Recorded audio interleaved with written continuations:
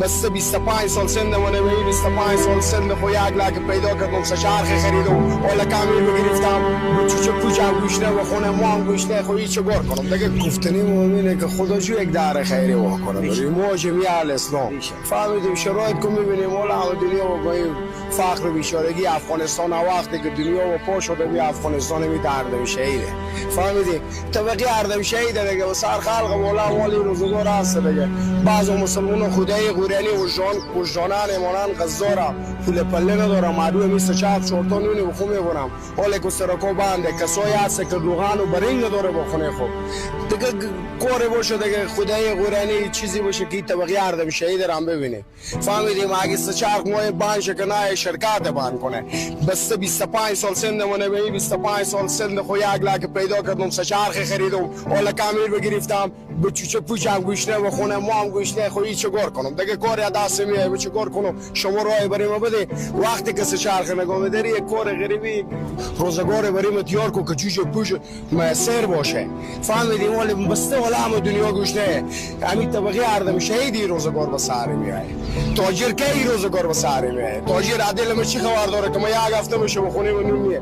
خبر داره نه سعی کنیم خدا جور همین گفتنی و بالله کالو مر نظاره بفته که بندی چیز نیه که بکاسی چیزی بده محبوب نظاره بوله ازی طبقه اردم شهید بفته که کاگی یک ثانیه بفته که لریسی چلیسی چیکار کنیم روزگار مکمله عمر خورمی افغانستان بگو بچه و بگو فقر بیچارگی تیر شده ما رو خور از اینا بیشتر شدیم شکر که تا ساله و خدا مهربونه خدا روزگار برابر میکنه خدا متعال میگه اگه یک در بسته 600 در دیگر و میکنه الله متعال رحم الله گفته که تشکر از شما که شما ایت مهربونی میکنه بازم همدردی خدا از یارا طبقه اردم شهید میکنه خدا شاهد نصف آدمو نصف مثل شرخونا شرخو کرایی به دستیا خدا شاهد نصف منو صد تا یک سرون داره که بشینه ده بود چهار بوش کرای نه کرا خور نداره که بده خدا شاهد آدمایی هست که سر بیشون خودشه او چه کار کنه تو رای به دست بده که او چه کار کنه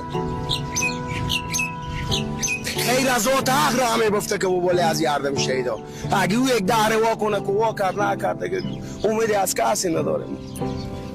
خیر از ذات حق که یریو میکنه تقوا برار تو چیزی بده سوم میگه بده الله نظاره گفته که از زمین تو باسمون میبره قربان شما